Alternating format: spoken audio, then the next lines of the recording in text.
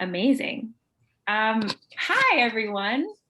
I'm Betsy. I'm the person you've been emailing all the time. So it's extremely exciting for me to actually meet you guys. I definitely think, to say that it's been a difficult year with the pandemic and all of the racial violence, all the gun violence, it would be an understatement. So thank you for being here on a Saturday morning.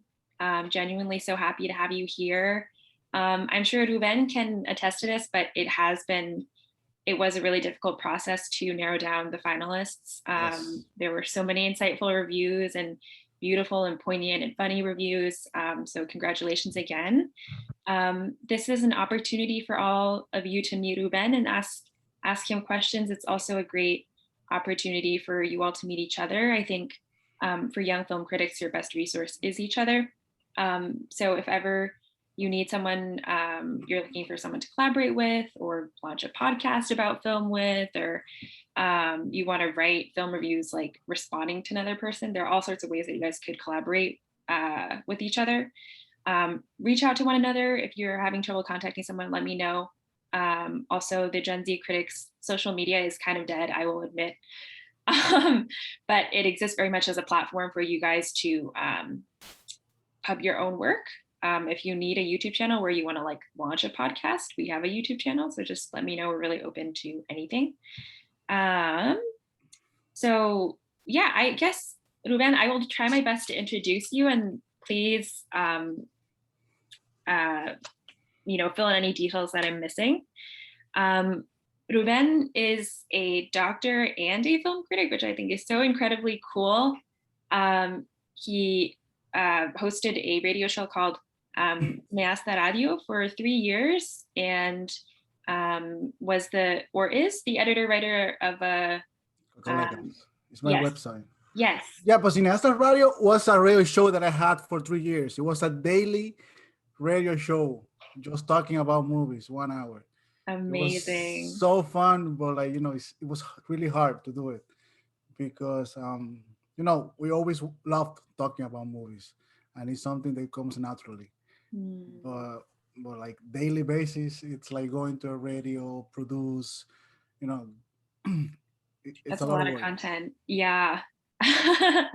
And then you've also served as a jury member for the Miami Film Festival, Global Film Festival, Toronto International Film Festival.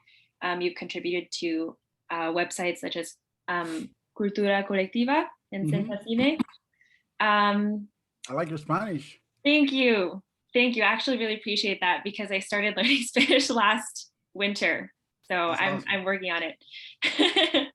So I think I'll just turn things over to you, Rubén, if you want to ask our finalists questions to just get everyone warmed up, or if you want to talk a little bit more about your own background before doing that, the floor is yours. I was thinking recently, what was to be a film critic 15 years ago to be now? Because 15 years ago, we didn't have social media. I started to write like publicly around 2004, 2005. And I was living in my country, in the Dominican Republic, and we were like very few people, even internationally, because most of the sites that you can read online, it was basically entertainment. It wasn't that like film critic. You want to read film critics, you have to go to the New York Times or like any specific magazine to read about film criticism. There's a difference between writing about, oh, I love this movie because it's so fun to watch, or I love whatever. But when you have to go deeper, and the only way that you can go deeper is knowing what you're watching, and you only get this knowledge is watching films and analyzing films. Because for me now it sucks sometimes because I want to sit and entertain watching Marvel, but like when I see, okay, this is crap, it's fun, but there's nothing in the end, even when the director is so amazing and has made like really good films. But you have to understand, as a film critic, this is made for entertaining, and this is not 100% the director's view of something. That's why we see now Zack Snyder Justice League. It's another different movie than the first one we watched. It's just an example of a new movie that I am sure most of you guys have heard. And when I talk to young people like you guys, and like it was really hard because someone they it has been lost in film criticism. It's to entertain while you read. Because for me, if I feel bored, like I love Roger Ebert. What I love about Roger Ebert is like it's so fun to read. Like he teach you, but it's fun to read because he made a joke or I don't know a pop culture relative to whatever happens in the film. Even he tells you things about a movie that you never thought about it, and that makes you more curious. Like a clear example, the first time that this happened to me, it was reading about The Godfather. It was like, I don't know, 10 years ago, and I have seen this movie plenty of times. And for me, it was a movie about mafia, about guys who have business and everything. And then he says something, his critic, like it's a movie about family. If you sit and think, The Godfather is not about business, it's not about anything. It's the story of a family. Because we see how is this family inside. We don't see like we know what they do about casinos and whatever. But basically we care about the characters because they're a family. And that changed me. Like honestly. That changed the way that I approach to a film. And I have talked to so many young filmmakers that and we discuss their film, and sometimes they make a film and they just release the film and people is free to interpret it whatever they want. And a lot of people including critics, they find something in this movie they wasn't never intentional to say. And this is the challenge as a new writers, because I've been doing this for 15 years, but it has changed too much. The film has changed. The film that we saw in the 90s is not the same film that we watch in the early, I don't know, 20s, 1920s, or in the 50s, the 60s, like even now. Like we don't see these movies that we saw in the 80s, like Goonies, like fun movies to watch, entertainer, and well-made movies. We don't see it. Like we only see now superheroes and Fast and the Furious, and when the season awards comes, we see these serious films, and we have to adapt to this. We as a writer, we have to adapt, and and not just guide an audience, but we like. I think as a film critic, I enjoy teaching people, and you know the people want to discover more about this filmmaker. And I remember that I had a discussion with a friend about Sam Raimi. I love Sam Raimi, everything that he has done, and he hated. Why do you hate Sam Raimi? Even the guy basically create Darkman. It's the first superhero movie of this era. Nobody knows this, and because he don't know what he's telling, like he don't know his style. Are you insane? This guy has made movies about horror movies that you laugh your ass out, and then he scare you, but he keep making you laugh.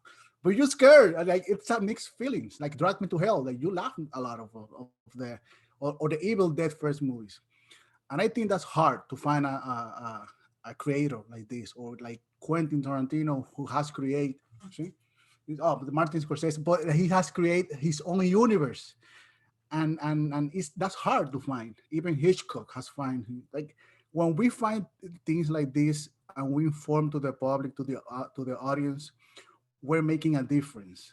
And when you don't like a movie or you like a movie, you have to know what you're saying. This is truly important. This is what makes the difference between a film critic or a person who just is giving their opinion. Even that the film critic is an opinion, but your opinion is based on something. And this something you have to create this platform and this base, watching movies, reading about culture, uh, painting, music. This is a real challenge being a film critic because movies is the seven art. It's the mixture of all six arts. So you have to know a little bit of everything, so you can know about watching a movie. That's why Martin Scorsese is Martin Scorsese, because he don't just make a movie. Even that we understand that Scorsese is making violent films. it's not just violent films. It's a lot of things that we can discuss. Just grab any movies, any film that Martin Scorsese has made, and we have like 3 hours discussing this film. But I'll always ask young people that I don't know, that introduce themselves and tell me your favorite movie. And why is your favorite movie? Like I tend to get to know people about their favorite movies. I don't know if it's a judgmental thing, but I like every time that I know a person, no matter the conversation that we have, I always ask, "What's your favorite movie?" And you can tell a lot of this person how is it and how behave. It's probably judgmental, but like it works for me. Okay, let's start with Ivan. I'm Ivan, and my favorite movie is Aliens, not the first one, the sequel. I think it's one of the greatest action suspense movies ever made. I love Ripley's character, and the entire ensemble cast is just perfect. I like it. That's my favorite too, actually. Liam. Hello, my name is Liam. I would say my favorite film is a film called It's Such a Beautiful Day by a guy named Don Hertzfeldt.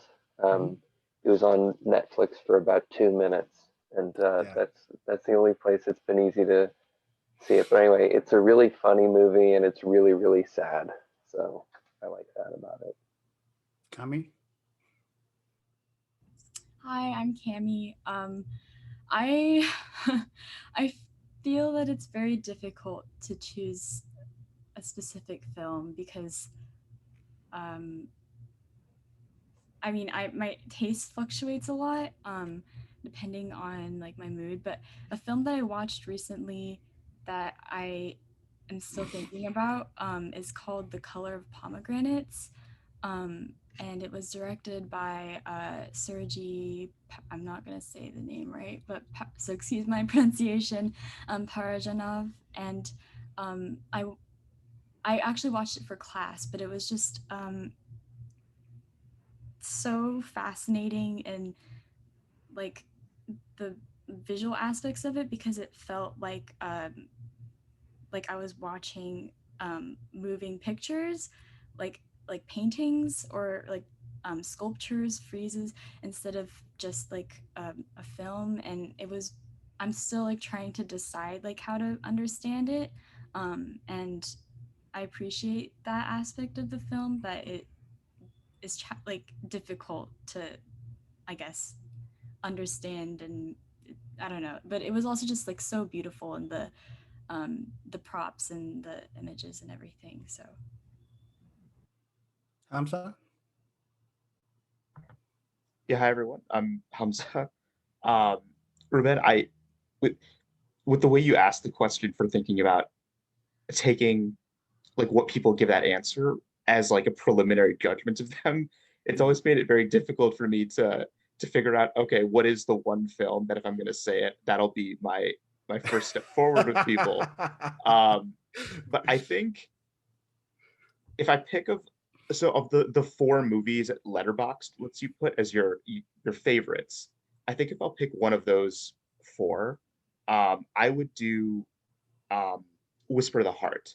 So it's a Studio Ghibli film from the mid '90s. It's for anyone that's familiar with that and you've seen it, I think you understand why people would love it. It's I don't know. I've always loved with really imaginative Ghibli films, but the more grounded ones they've disarmed me a bit for how much they touch me, just of making me feel emotions that I don't think I didn't expect to feel, and ones that I maybe haven't felt since I was much younger, maybe the age of the characters.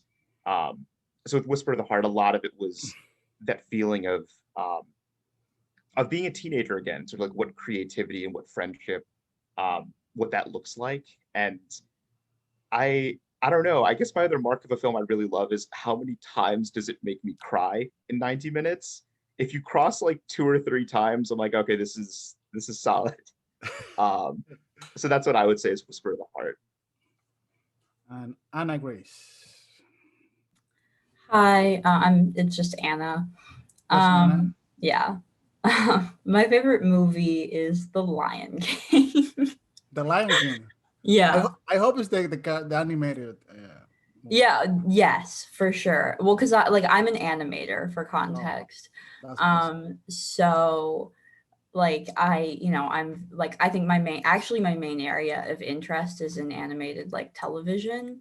But I just like I think for me, like I have a really broad interest when it comes to films, but the ones that really sit with me and that like I always want to go back to, it is like things like The Lion King.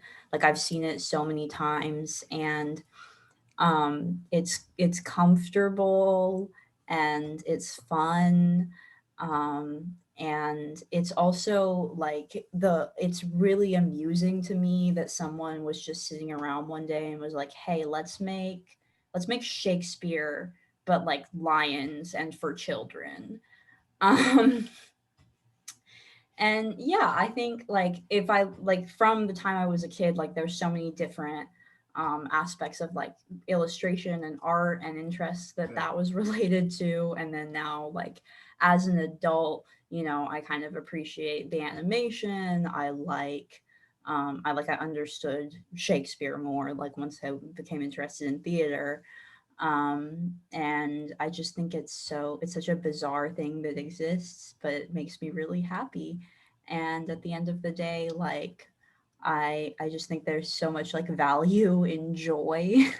And I think as like creative, like anyone in a creative field, you kind of are taught to like almost that like there's something like silly or like about just happiness. Like like pain is what's thought of as really deep.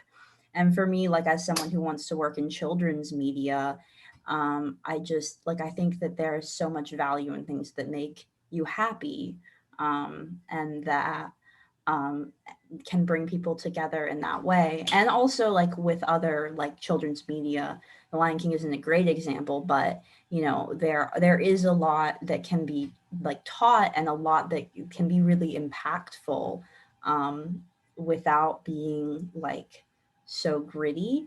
And I think obviously there's a place for like really gritty media, but for me, like what I just love, I'm really interested in kids media. So that was a long justification of that, but I feel strongly about it. I love that. That's really cool. Because don't get me wrong, it's not about being judgmental about when you talk about a film. Also, you can think to create a conversation about this film. My favorite film has changed for many years, and always when someone asks me, "What is your favorite film?" When they know that I write about movies and old movies and everything, I ask them, "Okay, what genre?" Because like I have seen so many movies that you have to be more specific. But there's a film that always comes to my mind, and it's very special to me because it means a lot. It's Casablanca. And it's because uh, I fell in love with black and white with Casablanca. And because before I watched the film, for me, it was kind of boring watching a black and film movie. I said, no, that's an old film, that's an old movie. The pace is too slow for me. I was used to something faster. Something's like if you think about now Hollywood, like Marvel movies, always something happen every 10 minutes, every 10 minutes, every 10 minutes, every 10 minutes, because they needed the audience keep pumping adrenaline and attention. Like audience, like nowadays audience, like they have this lack of attention because cell phones, because whatever is happening around. So Marvel has perfected this, keep us interesting for every 10 minutes. And Casablanca, because I said black and white, I love this impossible love for of Ingrid Bergman and Humphrey Bogart. And I fell in love honestly with Humphrey Bogart. I want to be Humphrey Bogart. Like from this movie, I've seen all Humphrey Bogart's movies. Is it The Big Sleep? To have or to not have. Like all these movies, he's always the same character. Like he's always Humphrey Bogart. And I think that's freaking hard to do it. Even though this guy is always the same person. Even when he won the Oscar for The African Queen, It's probably the only time that you see Humphrey Bogart out of his character of Humphrey Bogart. And I don't know, like Casablanca, I watch this movie every year, and like it's like the first time, and I think it's a magical film. I think this kind of movies, like the In the Mood for Love, of a Wong Kar-wai movie.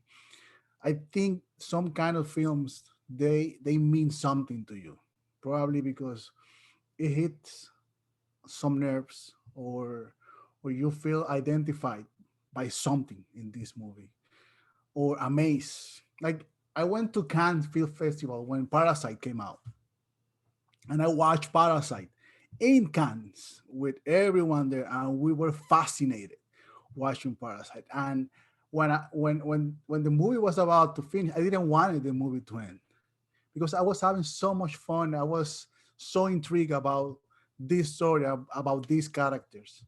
And if you think about it, everything starts with an empty page.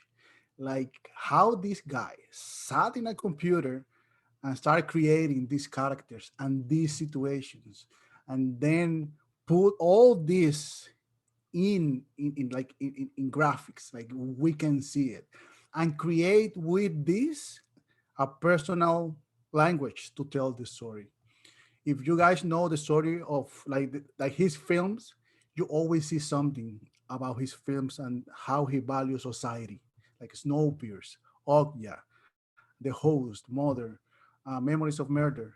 There is always something about society, and that's what I'm saying. That makes the difference between a person who only talk about movies or a film critic who make his homework or her homework and go back and identify things that the director have to say. Think about a great director as a great writer. Every great director, they don't make a movie just to make a movie. And even if you see their sequels and everything, and I come back to Scorsese because it's my favorite director. He don't just make a movie. He don't just make, I don't know, The Departed. The guy tells you something. There's always a character who repeats on all his movies. This guy who is really religious, and he don't know what is good and bad, or these bad characters that they think they're doing the great thing. Or mostly Scorsese films, we identify, for some weird reason, we always identify with the villain, and and the good guy, it's not that good guy because he thinks he's doing the right thing, but like he's hurting people in the way. Like things like this that we have to identify and tell the audience, because we write for an audience. We don't write for ourselves. Like like if you write for yourself, this is too selfish, and you're just wasting your time because you know your opinion. And while you write your review, you even realize things about the films that you never saw it while watching the film. And my other question is, guys, I read all your writing and I really loved it. And I told Elizabeth that it was really hard to choose one. Really hard, like really hard. Why you guys want to become film critics? Why do you want to put your ideas, your opinion out there? To me, it's really important that you find your vision or your why. Because without a why, trust me, guys, there be moments that I want to quit this. Like it's so frustrating sometimes, and but something make me stay. Like there's no money related to this. So there's no money. You're gonna have tons of arguments with people, and you have to develop this film critic patience. You wanted to grab people by the neck, like, why do you like this movie? Why? And things like this. But also, you have certain privileges that a new filmmaker send you his her movie, and you will have discussion with this person about their baby. It's their babies, or someone who is not agreeing with you. You will have the maturity and the certain that you know what you're saying, and with respect, defend your idea. Because I think when you lack of respect of another person's work, you are disrespecting yourself too. And you learn this in the process. Because we think that insulting a movie or talking about bad a movie is like, oh, I'm, I just destroyed this movie. I'm the best. You are not the best. You are just destroying a film from another person who probably did this with all her heart, all their heart. So to me, it's very important that you guys find a why you're doing this. And this why, I promise you, is the only reason that will keep you writing, being curious, discovering new things. Um, I don't know, like being being a film critic is sometimes put out there so like in a serious profession, but to me it's so fun. Like you get to know so many people, so many ideas when you talk with another person who didn't like the movie or like the movie for the different reason that you like the movie, and you learn from this, and then you create this friendly debate about an idea, and you create sometimes a great friendships from this. And this stimulation, it's what make us stay here, because you can post a review and five people will read it sometimes. And but if you know that you did a great job, that you wrote whatever was in your mind and your heart, that's at the end what's matter. But you have to find first your why you're doing this, why you want to invest 2 hours of your day writing a review plus 3 hours watching a movie, and you want to know with your friends or your family out there. This is a really like demanding profession, because you will have to watch a lot of films and find the time to write about them, but not just write 500 words review. That's nothing. Or if you decide to make a podcast or a YouTuber, it works. Like it's all depends how professionalism you implement doing this. But without a why, you will quit in 2 years, probably less than that. And I have seen many people who quit, and like talented people, like really talented guys that I have met. They have this facility for with words, but they don't have a why. They don't have a reason to keep doing this, and doesn't found anything. They feel this gap of this emptiness that sometimes you feel when you keep doing this work. Because when you I belong to like 6 syndicates, like 6 group of film critics, online film critics, FIPRESI, that is the International Film Critics, African American Film Critics. I'm a member of the Critic Choice Awards, the CCA, and you have to write. Like you have to at least post 52 reviews a year. So you have to do this if you want to do this as a profession, even if you don't get paid for it. So I want to hear you guys. What's your why? Why you want to do this? Why you love films? That's it. It's simple. Why you want to be a film critic? You can start with whoever you want, guys. Let's start with Cami in the middle, in my middle. Um, I'll say that I am really just interested. I think for me, I'm trying to figure out like what kind of criticism I want to write or what I'm interested in, because you were saying before that to be film critic, you have to sort of cull from like many different mediums and disciplines, and I'm at this point in my life where I'm still like trying to figure out which art medium most is calls most to me, because I grew up playing classical music, and at school I've become like I almost decided to major in art history, but I decided to go with English instead. But I find myself, I guess particularly with film, I really appreciate how it like pulls from, like you were saying before, like all the arts, and I think film, perhaps in a way that other art mediums um, like can sort of like provide a space for, I think, not just the audience and not just the creators of the film, but the audience as well, to sort of think critically about like how people are like represented in society, like how we see each other and relate to one another. So understanding human relation. I think that film and art more generally offers a space for people to, in addition to thinking through their identities, to also like find a space outside of their bodies. Because like personally, like it's really hard for me to not think about like race and gender like every day. And in the moments when I find that I'm most free are when I'm immersed in like a film or watching or reading something, or I don't know, like looking at a piece of artwork. And so I guess that's a long way of saying that. I think for me, the why has something to do with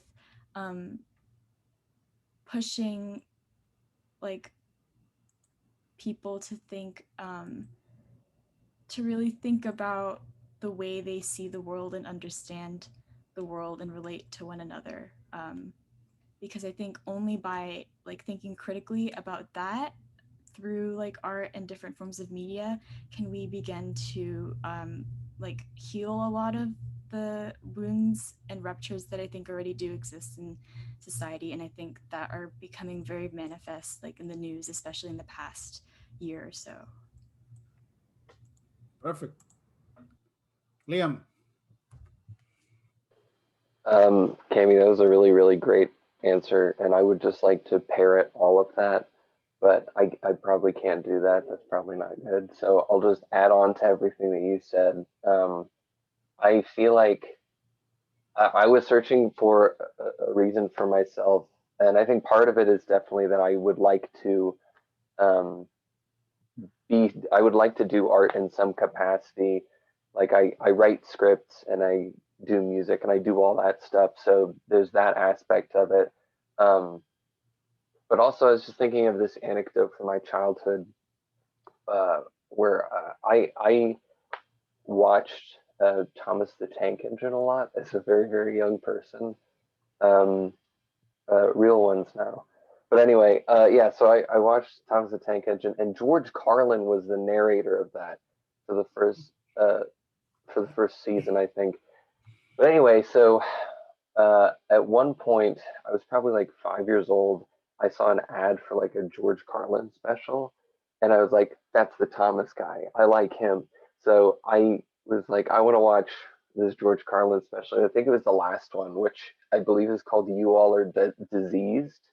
So like that gives you an idea of the content. But anyway, my dad was like, "Sure," and so I watched it, and I was pretty young to encounter a lot of those ideas. But yeah, so I was like, 7 years old or whatever, and sitting like, I've never thought about the Pope certainly, or like healthcare or any of this stuff. So I think part of it is that was a sort of anecdotal way of saying I've always been interested in. There's that feeling when you're around adults and you're a kid, and like adults are laughing about something, and you're like, oh, I want to know what they're laughing about, and I want to be in on it. So I guess that's sort of tying together. I want to do art, and so I want to go in and, as Mark Twain said, dissect the frog. And kill it in the process, and then hopefully make my own frog. The metaphor doesn't extend that far, but you all understand. Ivan. This was like the past 5 minutes I've been thinking about this, like, why do I like this? And I think part of it has to do with I like writing. I like to write things. I like to write fiction, poetry, anything. So writing about movies is just another extension of that. But then also there's like a stereotype for writers that like, oh, you must be a writer, so you're just going to sit in your room all day, hunched over a computer in the dark, never talk to anyone.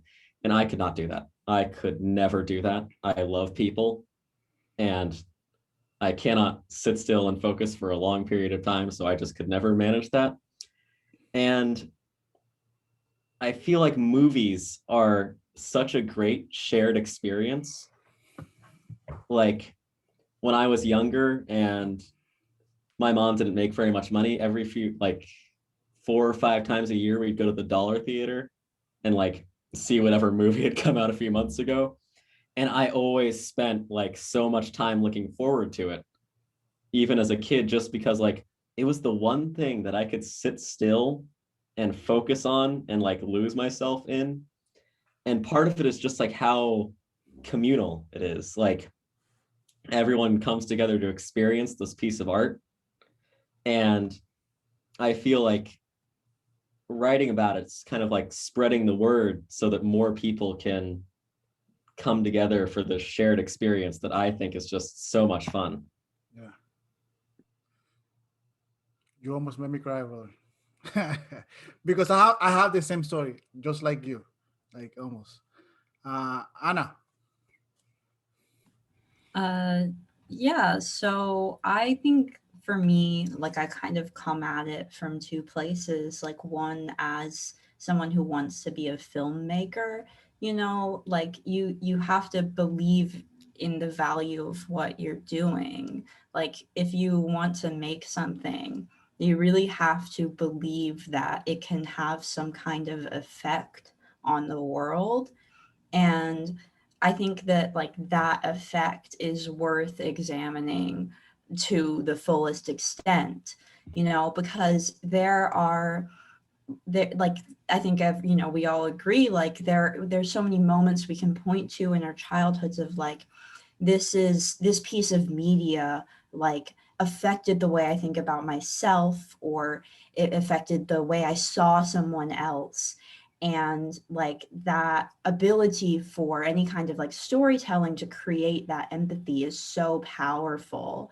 But then on the flip side, like there's also so much capacity for things that are thoughtless to be really harmful. And so, you know, I think like for me as someone who wants to be a filmmaker, like I have to like think about what already exists and like learn to analyze in that way so that I can analyze my own work and make like and so that I can trust in the value and the effect of what I want to do. And to be able to like, you know, for me, like I think empathy and like the ability to create empathy is like the biggest drive for me as someone who wants to be a filmmaker. And so that also extends to why like I really care about film criticism. And like I also remember as like, you know, talking about diversity, I remember the first time I like as someone who didn't know I was queer yet, like saw a piece of media that had a queer person in it. And I was like 12 or 13 years old. And someone had asked me like around that year, my friend who's a lesbian, she was like, what do you think about gay people? And I was like 11 years old. And I was like, I've never once in my entire life thought about gay people. And I think that is so harmful. And so like that, it took me, you know, and now like I watch children's media like that has like queer relationships in it, and it makes me want to cry because I think like if I was 6, 7, 8 years old and I had this in my life, you know, it would have made a huge difference to me. So, you know, that power of storytelling is like why I really believe in being a filmmaker. And then like from a specific standpoint of like why I want to not just like work on film criticism in an internal sense, but like why I like to write it and share it is that I think that we have these ideas, everyone, everyone has, like, especially like film is something that is like really mass, like viewed en masse more than like other, like more than books or something else that like I'm also interested in. And I think that if you just think of, if you can encourage people to just think about it a little more, like, I think we have these ideas about film and about people and about society that we never really examine. And it's so cool to me, like everyone's been saying, to be able to make someone think about something that they hadn't thought about before, based around this experience that we share, And like Ruben, you said something about about attention, and like how we don't, it's harder to pay attention. And I think we have this feeling of like, yeah, young people, like, oh, they can't pay attention to anything. Oh, everything needs to be so fast now, because people just can't look at things for a long time. And I think there's an element of truth to that, of course. Like the way we pay attention to things has changed a lot.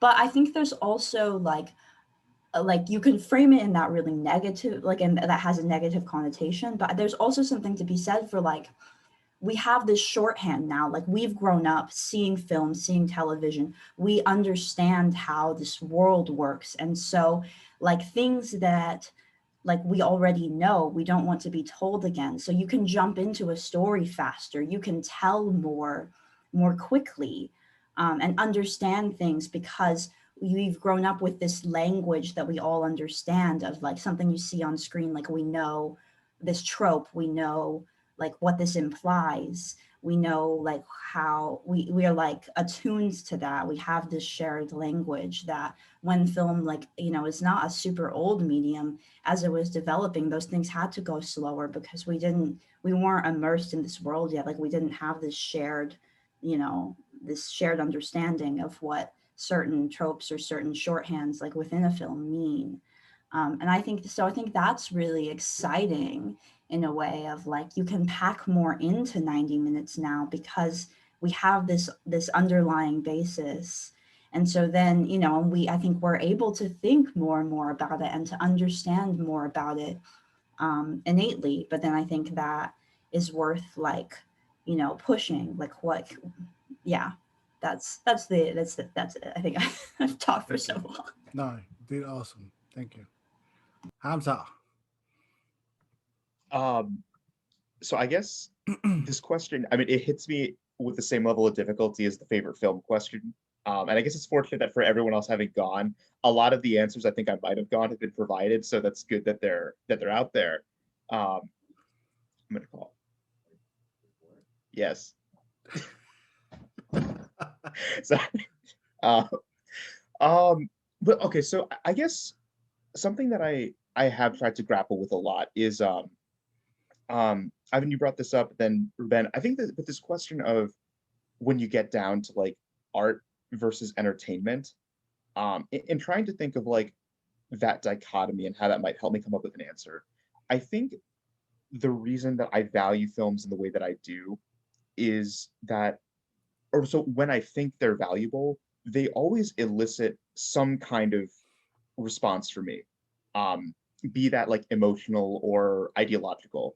So I come from a religious background, but I'm a Muslim, and a lot of people will ask me like, hey, are films not just like a mode of distraction for you, for whatever your responsibilities are, be they of like a work or like secular nature or religious? And I say no, that I think there's a lot to be gained from watching these films, and with the expectation that they will teach you something about who you are, what your values are, or just how you perceive the world.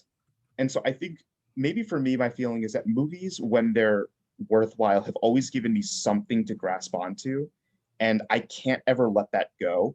Like I feel that there's going to be something that it'll drive me crazy, that if a response is elicited from a film and I don't figure out how to pursue it, at least even a little bit, I'll think back to it a week later, knowing that I forgot what that response was. I'm like, man, that sucks, because whatever it was important to me that I was willing to come up with it at the time. So I think if I give like a specific movie, I think that encapsulates a lot of my feelings of what everyone else has mentioned. And it might be an unusual one, but I think Betsy might have heard me mention this because we were both at Stanford. So I think she might have heard me say this in class. The Disney Atlantis movie is one of my favorite films of all time. And the reason for it is I remember little like 6-year-old Hamza watching it. And there are two things I remember very distinctly, even at that age. One was just being blown away by the creativity of everything, of seeing the Mike Mignola designs play out and the character interactions. And so it was a mind-blowing adventure film for me. But then also, maybe more unexpectedly, that was the first time I was ever exposed to any kind of like anti-colonial politic. And that's always stuck with me. And I fully recognize that maybe that film is not taking the most complex approach to that ideology. And there's other things that feed into it, of it being a multi-$100 million budget Disney film. And there's questions we ask ourselves about how it's produced and how it's released. But at the end of the day, I watched it. It made me think a lot about my identities being Indian, sort of like as like a post-colonial identity. And I've always been really grateful for that. And I think if I didn't try to think about those things more and elucidate those feelings in writing, it'd be a shame that those ideas don't get explored further. And I think that essence of not wanting to let things go because they elicited a response, I think is key, like to what everyone else has said, like in my mind. That's why I want to keep writing and doing what I'm doing, because even if no one else writes it, or I'm sorry, if no one else reads it, I think there is still some value for that idea being out there. I do worry about that idea possibly sounding conceited, because if it's saying like, oh, like at least my idea is out there, that's not the intention with that. I think it's more, at least that thought is out there in the world now, and other people can grab onto it and build off of it. Perfect, guys. Now I think it's your turn to ask questions.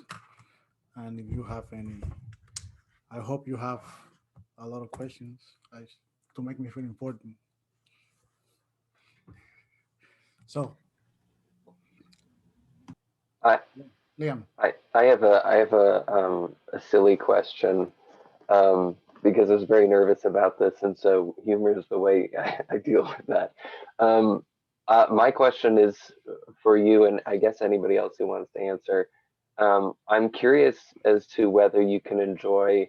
I've been going through John Waters' catalog recently, and obviously it's all about bad taste, and good taste. And I'm curious as to whether you can. Obviously, we are ostensibly trying to cultivate good taste, or express that in some way. I'm curious as to whether you can enjoy like a movie that's so bad it's good, or that's schlocky or kitschy or anything like that. I remember the first time that I watched Pink Flamingos, and I hate it, totally hate it. But then, I don't know, years has passed, and like I said, you get to know people. You start knowing new people, different tastes, different things.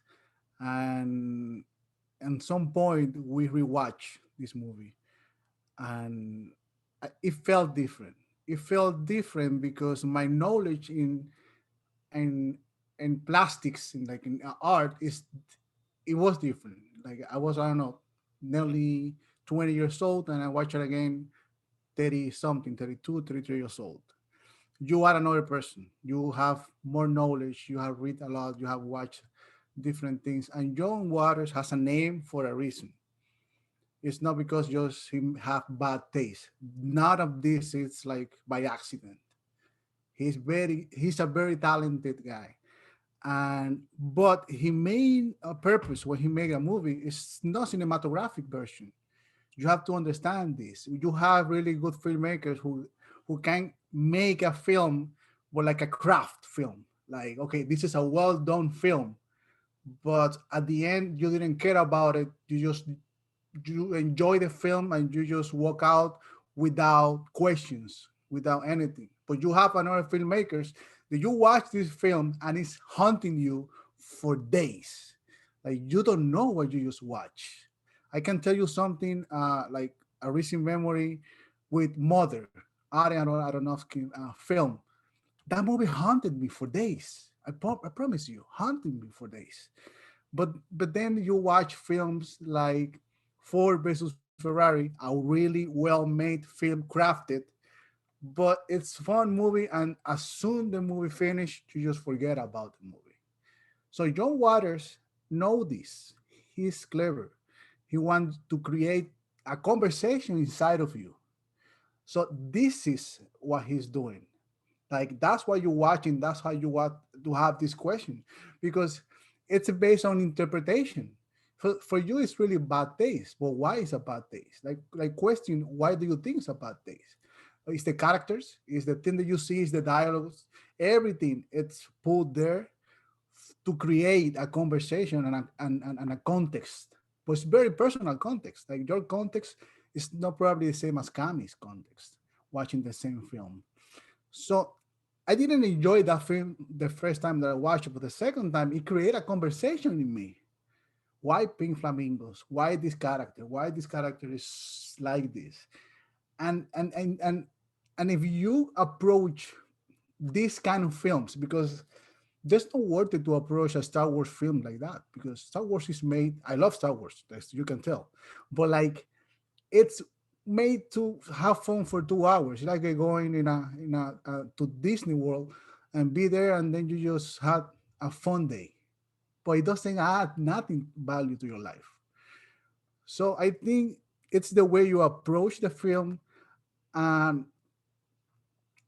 one thing that I always recommend, it's a movie who was made in the 70s. It might be look silly now in 2021. So try to go back to that time and find an interview that he made, or in the 80s. And you will see and you will listen from him why he made this film. And something that's always important when you create context to write about something, it's when this film was made, what was going on that time. Remember, this guy made this movie in late 70s, early 80s. The world was different. We had walls, we have segregation, we had a war, we just came out from Vietnam. Like many things were happening back in the time. So when he made that film, the probably now he made the same film and it's stupid. And like, what is this? It's like when they make the Deserted Artist, the one with James Franco, that he made the movie about how they made that awful movie. So it's different context, but it's the same thing at the end. So my recommendation is go back, read or find something back in the era, like in back when the movie was done, and try to understand where he's coming from, John Waters, where he's coming from to make this film, or any film that you want to watch about, like from him, because I think he's very talented. He's not cinematographic, like gifted, like many other guys, but as a plastic artist, I think he's great. Like the how he creates his own personal universe, that it makes us believe what we're watching, and be disgusted by something that happened in that movie. It's like it requires a talent. It's not like Ed Wood when he made his film to say this is so bad that it's so fun. You have to have some kind of talent to make movie like this. Like movies like this guy, P.S. Anderson, Mila Jovovich's husband. I don't care about his movies because it's not even fun to me. Like that. That's a personal opinion. I don't think that's even fun. I just think he's just making movies because it's good money for him. And and I mentioned him because I had a conversation about his last film is a monster whatever that he's with his wife. Like what is the purpose of this film? Because it's not even fun. And obviously the guy got paid like 5 million every time that he make a movie, and he always finds someone to invest in his movie because it has return. So you have to understand first the artist, John Waters, what is his background, where he's coming from. the era, the late 70s and early 80s, how was the world surrounded, like I just mentioned it, what was going on back in the time. We can't judge the art on the 20s, 30s, 50s as the mentality that we have today. It's nearly impossible because art change per time. Movies is art, obviously has to change. We don't have the MacArthur's now. We have something else, and that's my recommendation. Just go back, read, or I'm sure it has to be a YouTube video about him because the guy is an extrovert. He enjoy to talk about his projects, and you will find something, and you will find the answer. But this answer is personal. It's so personal, and I don't consider his movies like really bad. I just think they're different because we create in our mind a pattern of how a movie should be, and it's just an expression. It's his personal expression. I think he's very smart. It's very clever, and it's just different. It's just a different approach, different perspectives. But John Waters, that's why we're still talking about him. Like now, like you see, I think when some kind of art still remain, uh, even I remember like 2 years ago there was in Art Basel, he brought an exhibition of his films, like the craft of his film, and he sold everything. Like people still care about him, and uh, and it's because something, like it has to be a reason. This is not an accident. So go back, study the guy, read about him. I'm sure there's a tons of content about him, and I'm sure you're gonna find out the answer. Thank you. My pleasure. Hamza? But yeah, I wouldn't know how this would work otherwise. It's been some time since I've even been like in a classroom Zoom, but um, see, I guess these are sort of like interrelated questions that it came up in reading everyone else's pieces, and thinking about how at least of my assessment, everyone else was writing something where it was very like affirmational feelings of talking about like films that are worth talking about and what's valuable in them. You choose And our film to write about it. mhm. And I think like with me, I wrote an explicitly negative review, and I didn't and I didn't seek out to do that. Like I didn't want to associate criticism with just being a critic, so being negative. So for me, like Christopher Nolan is a filmmaker I really, really love, and I think that those negative feelings resulted from that love. It was feelings of disappointment. But so with that being said, I guess what I'd ask is for you and for anyone else, what does it mean, like for you, like in your perception as a writer, to be critical of a film? And then I guess related to that, um, we haven't touched on this as a group, but there is that perception that critics in like a capitalist sense are there to tell people what's worth spending their money on. And I've never really been satisfied with that concept, but I that's something else. I also just want to hear what your thoughts are on that. The idea of like, what do you think of the concept of film critics? I guess as like gatekeepers or essentially as like salesmen for films. How that relates to when you feel negative about something. How does that manifest for you? I think the conception of the word criticism is negative. Even in our society, we think that when you criticize something or I don't want to say someone, but let's focus on movies. When you criticize a film, uh, people understand that you're talking bad about the film, and criticism is based an opinion based on something. Like it's way different than a judgment, and it's funny because what at work they always say they watch the films that I don't recommend. So and they like if I recommend Tenet, they don't watch Tenet. They say that Tenet is gonna be a really bad movie or boring movie. And when you because with film criticism, you develop like a personal way to approach while you write something. And like I read your review about Tenet, and I like Tenet. I didn't feel betrayed for Nolan because this film, because this is Nolan. This is how he manipulates us. I just agree with a lot of things that you said, and it's the way he approached the characters. And that to me, it was a really bad casting, choosing John David Washington for this film, and this is the main reason why the film didn't work for me. I think he was miscast, and I don't think that the guy, I don't know, that he didn't believe his character, and it was a strong character. And it's kind of, but if we think about Nolan, he's always try to confuse us. Someone say, a friend say that Nolan makes feel the audience smart. Like his movie makes you feel that you're smart. Like, oh, that ending, now I felt it. And all his movies always has this feeling that, okay, this is cool.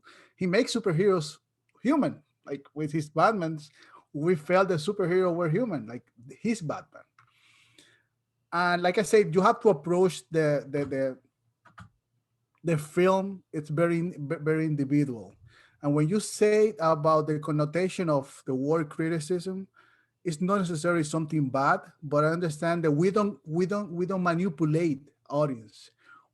We we we are like a guide. Like some people enjoy reading the critics before the film. Some other want to watch the film first and then read the reviews. You have to be very neutral, like neutral in that part, because I am the one who hates spoilers. I hate spoilers. So and a lot of film critics, they like to dissect like sequences, like scenes and things like that. So it's something personal, for each writer. At the beginning of my writing, I tend to do that, like talk about a lot of what the movie is going on. But at the end, I just focus on things that really matters to me, how the movie made me feel, how I felt watching this film, like being honest with myself, not honest with people out there. You have to be honest with you. And I think your audience will appreciate that. Because remember, when you write something, it's gonna stay there. Like it's gonna be there. This is your opinion. This is how you feel. This is and you don't have to agree. Like I had this issue with a lot of Beyonce fans, because the only review they give a Rotten Tomatoes, from the documentary she has on Netflix, it was me. Oh, in 300 reviews, I hated the movie, and they start attacking me and calling me racist. You're racist. Why are we racist? Because I didn't like a movie. So you're gonna have this type of confrontation, because people are gonna entitle you of that you did something wrong because you just gave your opinion, you didn't like it. When you post your review, you have to be sure that this is you, this is what you try to say, and if you're honest to yourself, if you're honest of your belief of how this movie made you feel, you're gonna be fine, because you did the right thing, even you are against, I don't know, against the whatever is going on out there, because you didn't like Tenet, but you told us why, and we understood that. But it doesn't mean that I have to agree with you. I can disagree, and I will tell you why I disagree. But you have to create your personal platform to defend your opinion, and then the other person has to do the same. So that's the only way that you're gonna be right with yourself and that you said about it. Because remember, movies is very objective. It's a form of art. It's very objective. It's subjective for the person who make the art, but for us that we're watching it, it's very personal.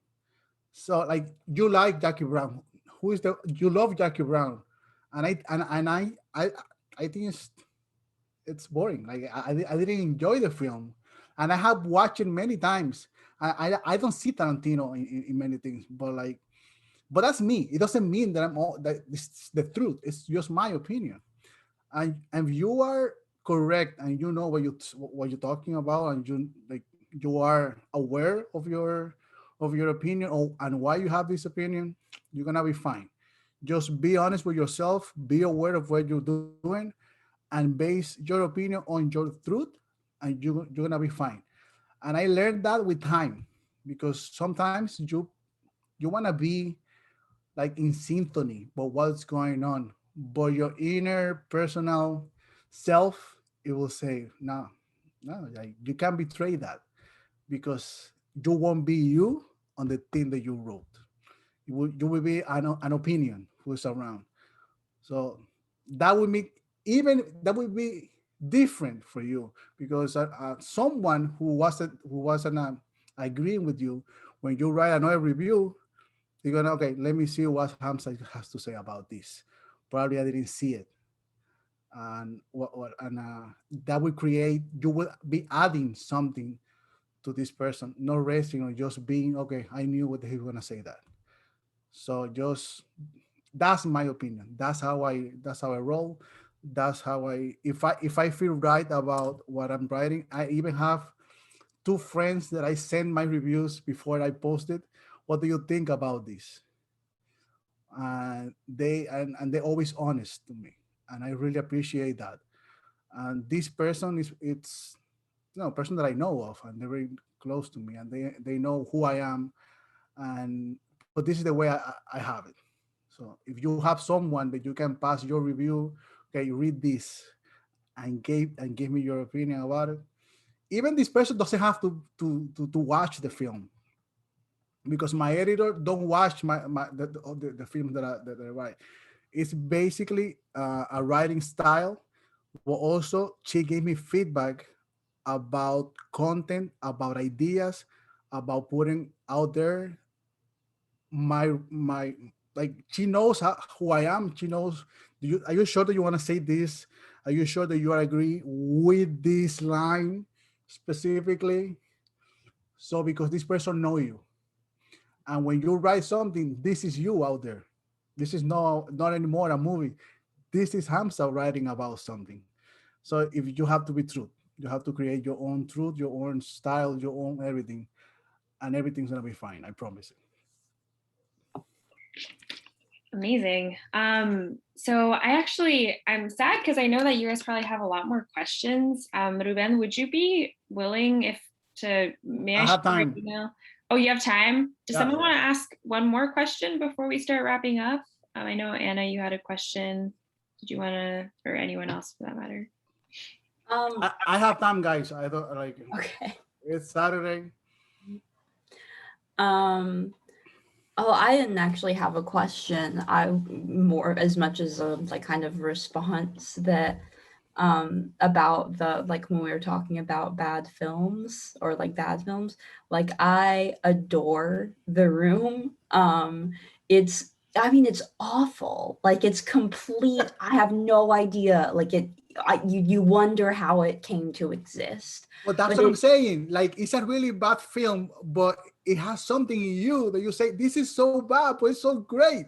Yeah, Because I think that it's so valuable to me, even if it, like, I think it has a lot of value, even if it doesn't have like quality, because like we sit around and we have some drinks and we laugh at it, and it has done something. Then, like, it has added value to the world because it has given us that experience, right?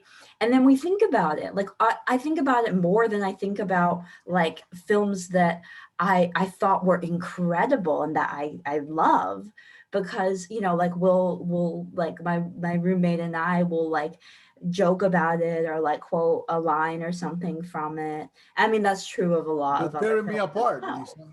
Yeah, exactly, right? Like, it is I think it has a lot of value in that way. And so I think that, you know, for me, I really believe that, you know, anything that we care about has some kind of meaning, has some kind of value, because we create this meaning when we care about something.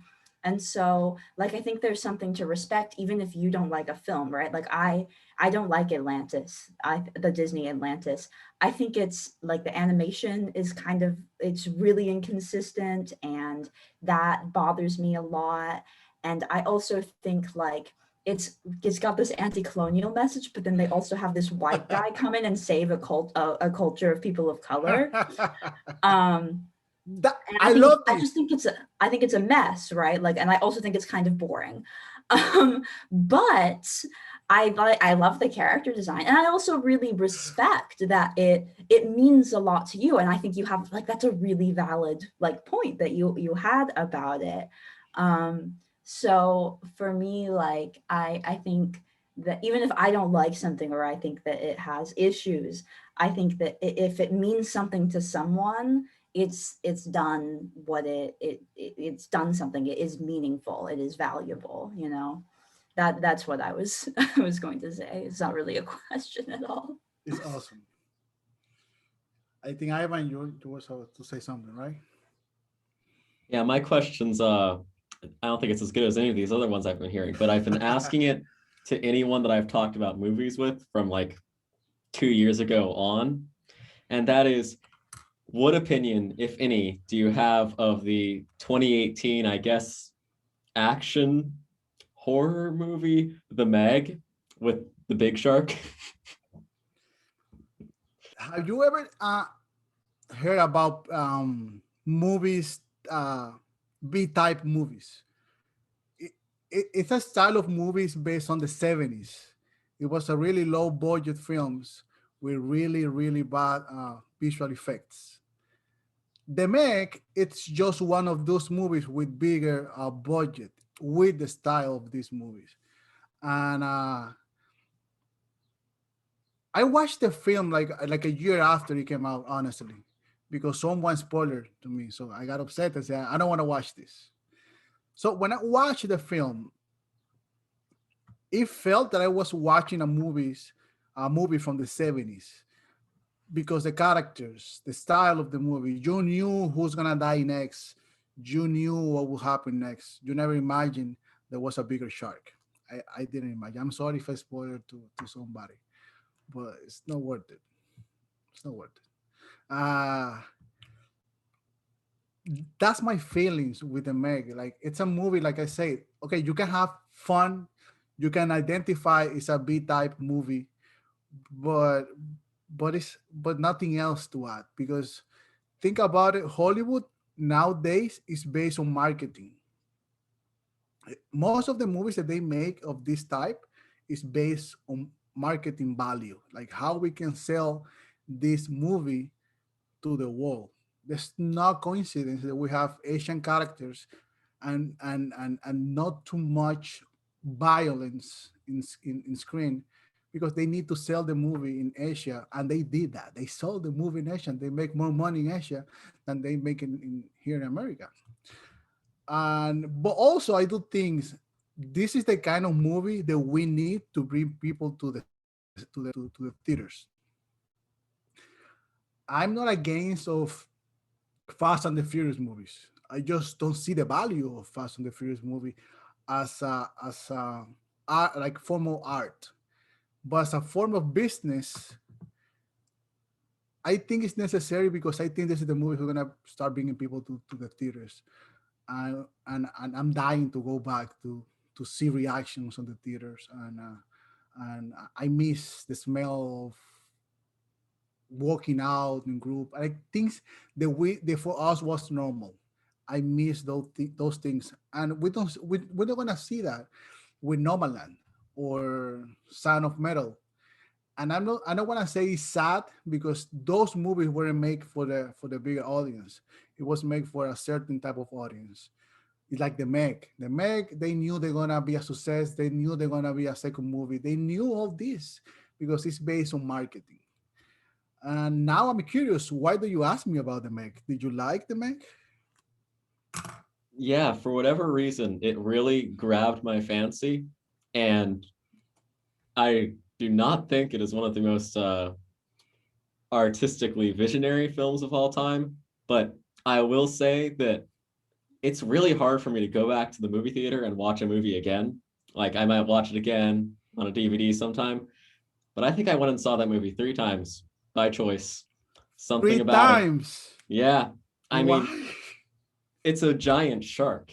Like it's What's genius. Why, Jaws? what's bad about that? What Jaws? That's only a 20-foot shark. Why don't go for a 50-foot, 100-foot shark? Okay, I respect that, but I just don't agree with you. Like, I think they're very movie about sharks. Even a really bad movie like Deep Blue from I don't know, like 15 years ago, it's more fun to watch. Have you watched this movie, Deep Blue? Yes, I love Deep Blue. So you like sharks? That's what I'm saying. But like, okay, I respect that, but I watched the Meg because I told you like a year after, it's not something that I look for. I have to be honest because as a writer, you guys have to watch these movies because you have an audience. You're gonna create an audience, and your audience is waiting for your opinion. And you have to watch these films because then you have, I don't know, like when I say half, it's not like I don't want to sound like, oh my god, I have to watch this film. Just find the fun on it. But when you sit on the computer to write about it, just be honest about yourself because it's not awful to have fun watching this kind of movies like Ivan. Like I'm dying now to read your review from the Meg, but if you're honest to yourself, it's fine. Like you won't like in a group of film critics now. These snob film critics that they think that they have know everything.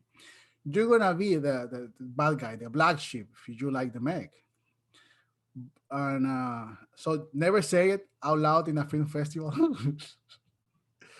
you can be disappeared and nobody found you ever again. So, but that's my answer. Like, okay, the Meg is fun to watch, but nothing else to watch. And you look like an actor. I'm trying to think about it. Who you look for? But guys, any other questions? Cami? Yeah, I do have a question. And it's not a fun. I don't think it's a fun question like the Meg question. But I'm just really curious about like, so I've been thinking a lot about like the institutionalization of criticism and how for artists, for instance, I read recently about how like in the 1970s or like even before then, like it was possible to live in New York and be like, you know, a critic and a thinker and go to the art galleries and live independently of like of academia basically. But like increasingly it's difficult to like live that way now, and to like you can't live in New York independent like as an independent art critic because it's too expensive. And so like in particular I was like reading one critic who was saying that at that point like the university or the institution began to look more, for him it began to look more like a sanctuary than a mausoleum. I think that's like how he described it. So I'm just curious, like for film criticism, how like how do you feel like film criticism fits into, like, is it still possible to be independent of these institutions, or are the institutions like, and by institution I also mean like magazine outlets and newspapers in different places where where one might publish a review. Like, is it necessary to, as aspiring critic, to like find like a place to that, like a place that will host your content basically, and like sort of I don't want to say conform, but just like sort of fit yourself into these like institutions, or is it possible to do it independent of that? And how does that affect the way that criticism is generated and what people are able to say? If you're gonna write for someone else, you have to like find out what are their values. If these values are aligned with you, you won't have any like no problem to write about it, your ideas or to create your content. But also, I do recommend like we have so many tools now to create a website for ourselves, where no one will tell you that you can't say this or you are not allowed to post whatever you think. And I think there's value in the things you have to say. But like it's like I said a couple minutes ago, you have to understand that the times that we live in now is not 1980s or the 70s, where for you to be a film critic, you have to be a teacher or like a person who's certain experiences. I know guys who knows a lot about films and they don't write about it. They just enjoy watching movies. And like right now, places like I know Erin come from IndieWire. Like IndieWire is a huge one. Um, they are really open, but they belong to someone. And this alignment, and it's a business. This is the issue also when these websites becomes like this huge. Now it's a business. They ask you to promote things, and if you're gonna promote a movie, you can't write anything wrong or bad about this movie. Like it's like you have to choose your balance. You have to choose wherever you want to go. That's why I always encourage people to write really independent first. And then if you find a place like a home that you can be yourself without any, I don't want to say repercussion because you're gonna have it, whatever you write, even if it's good or bad. But you have to find a place where you feel comfortable doing whatever you have to do. I've been privileged because I started writing for myself. Then some other sites like the way I write, and they invited me to be part of that community. And but others don't. Like they just don't agree by the way I say things, or they don't agree because this movie, one of the producers, it's someone that I know, or the editor, or he has something to do with this magazine, or we have a project with this person, or things like this.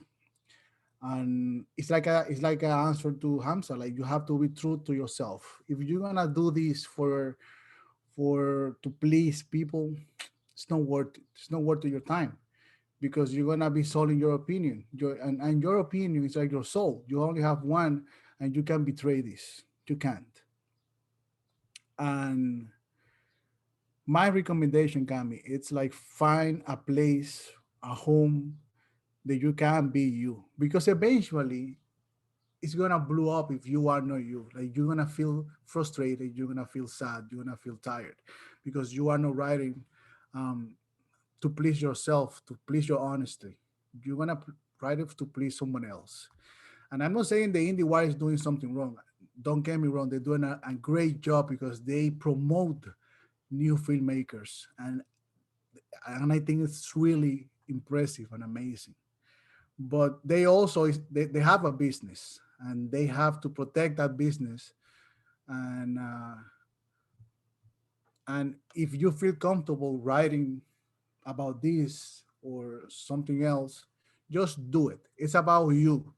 But if you are honest to yourself, like you can deceive everyone, but there's one person that you can deceive. It's yourself, and eventually it's gonna show up. It's gonna blow up, and that's how people don't last on the film criticism environment because there's a burnout, and many people go with high expectation of going invited, like going to a film premiere, or because you follow this guy who goes to Marvel red carpet, or he's interviewing Robert Downey Jr. or Martin Scorsese, you expect to do the same thing.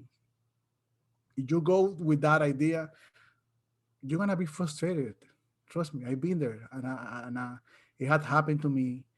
And like I say, I'm privileged now that I have my own website that I can write whatever I want. I have like 6 people who write for me also, and they also have this liberty of saying whatever they want because I pay for my site, so nobody has to say anything else.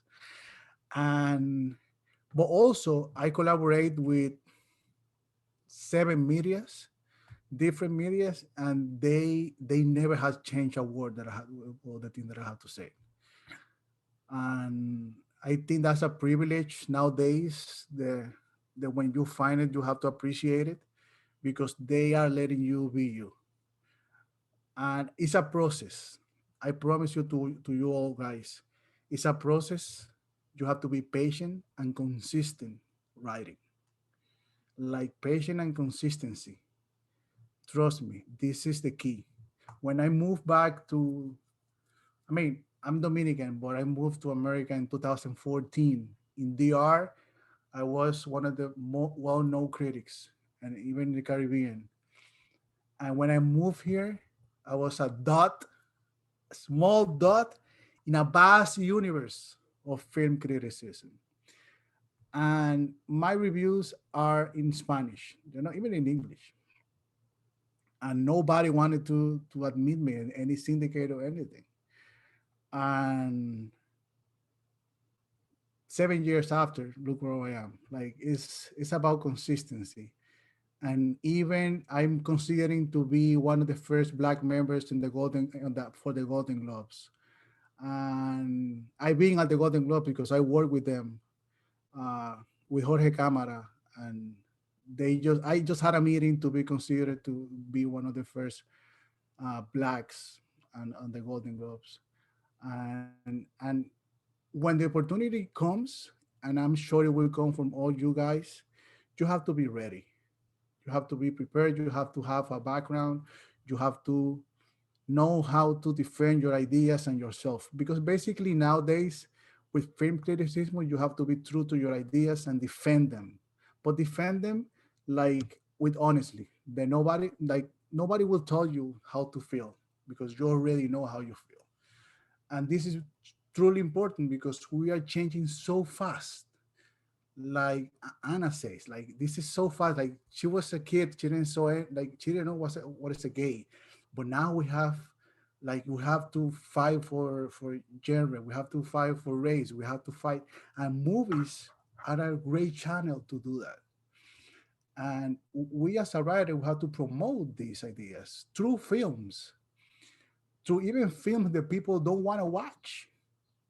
Last night I watched this short film on Netflix about two different strangers. I guess the name is a short film about a black guy he's living like the Groundhog Day, but it's a white police killing him every single day, and it has something to say. Like we as a writer, we have to promote these ideas so people can create their own mindsets because we have a mindset the police are bad, they're killing black people, and etc., etc., etc. And we as a writer, we have to analyze where are we living, and from our perspective, because Hamza's perspective on a background is not the same as Liam or Ivan or Cami or Anna. You all have different backgrounds, different experiences, different environments, and you have to write from that platform. The movie is there. There's a movie, but we have 5 different uh, approach, 5 different perspective, 5 different opinions, and all they're important. They are really important, and this is what we have to create. This is what we have to create, both based on honesty, based on your on how you can add to society instead of create more division. Because I know, like we have someone in the Critic Choice Awards, the he was saying something so stupid about when the anti-Asian um, killing happened in with this guy who went to all these places and killed 8 people. He says something so stupid that really pisses me off. Like, oh, now Minari is gonna be the movie's gonna win because no, this is the movement and everything. And you have to be so an asshole. I'm sorry to say things like this, like insensitive, and you call yourself a film critic and trying to make these kind of jokes when people are dying, that their family broken, there's fear out there. And nowadays we have to be careful with the things we write about it. But when I say careful, it's not like like I don't know, like restrain yourself of saying something you truly feels, but saying it in a way that you think is the right way to communicate it.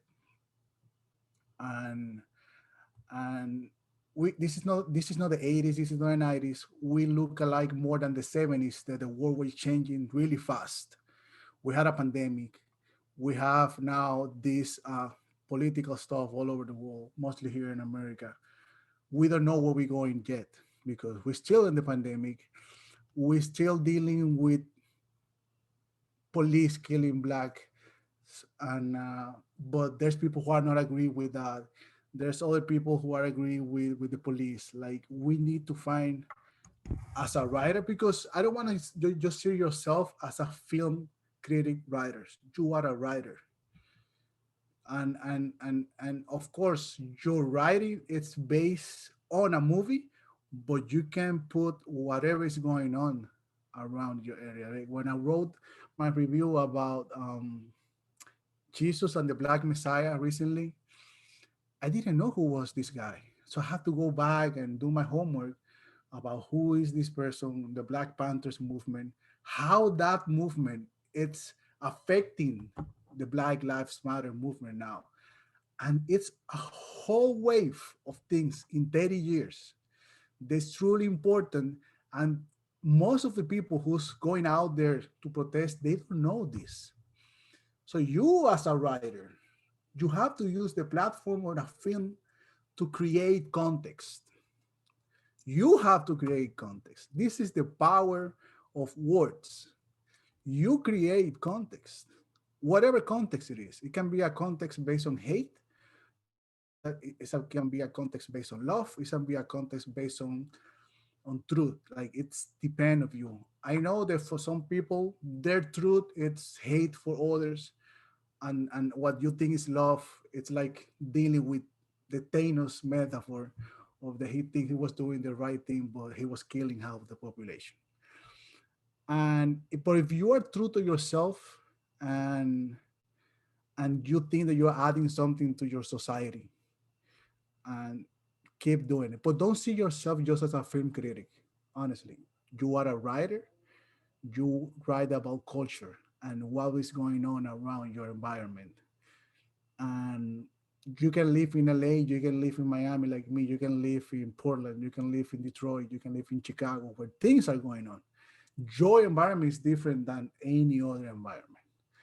And it's really important what you guys put out there, and be responsible for whatever is coming, because something's coming.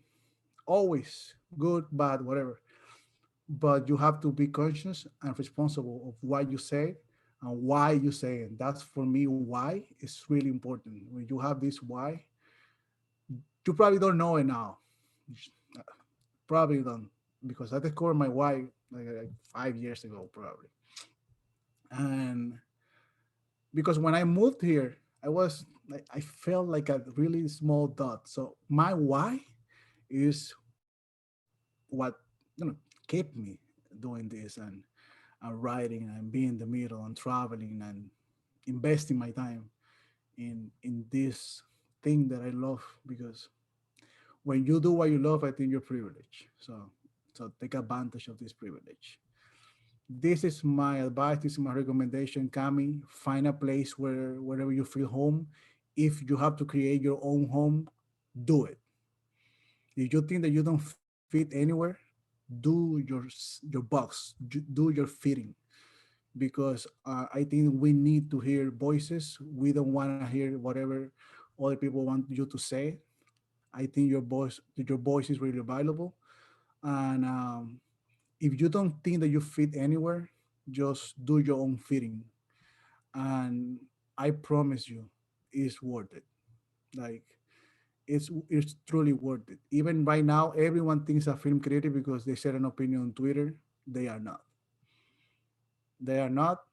It's like everybody thinks it's an actor or a producer or whatever. They are not. It's a lot of work. It's a lot of uh, it's a lot of work. It's a lot of work. You have to sacrifice time from your family for the things that you do outside the writing, but it's worth it at the end. So find your own home. Find a home. If you can't find a home, do your own home, and I promise you, eventually, it will pay off. Probably not the next day, not the next week, not the next year, but you're gonna be happier. You're gonna be true to yourself. Probably broke, but you're gonna be happier. I promise you. Um, thank you so much, Ruben. And thank you so much to everyone for being here. I'm just so blown away by everyone's eloquence and ideas and just honesty. So much respect for your writing and your art and what you do. Yes, so I am very technologically incompetent, but I do think I will be able to download this and upload it to YouTube, because there were so many gems and pieces of advice that were so valuable that if you want to rewatch this, I would definitely want to make that available to all of you guys. So we'll send out the link later. I would encourage you to reach out to each other because I think that this is has been such a great conversation. A lot of you guys have such great chemistry and ideas to sort of bounce off of one another. Feel free to reach me out, like if Oh you guys yes, have question, whatever. I think Elizabeth, you have your my email. Yeah, just guys, feel free to shoot me an email, whatever, and I'll And your reply Twitter as soon as too. possible. Yeah, I will drop your socials in an email. I took a cool picture that I post on Instagram. I won't show it to you now because it's too small. Okay. Let me see. Do you have an Instagram? Do you want me to share? Yes. Okay. I just post that story, and I Okay. tag Generation C account. But I think you guys look great in this picture. I just try to Oh yeah, do make people a mind? snapshot while you guys smile. I love people smiling, and you always smiling here. I know you can see it, but you are smiling. I promise you. So yes, we are always in full publishing mode. I'm a full-time student, so it takes me a little time to get back to you guys. But if you ever need something to be published, just send it over. How many people are interested in attending NIFTY, by the way? Okay. It's in a year, so we have a lot of time, but don't be worried. I will send you the details well in advance. But thank you, everyone. It was so nice to see everyone, and I hope you have a great day and keep in touch as well. Bye, guys. Thanks, everybody. Bye. So, bye. There we go.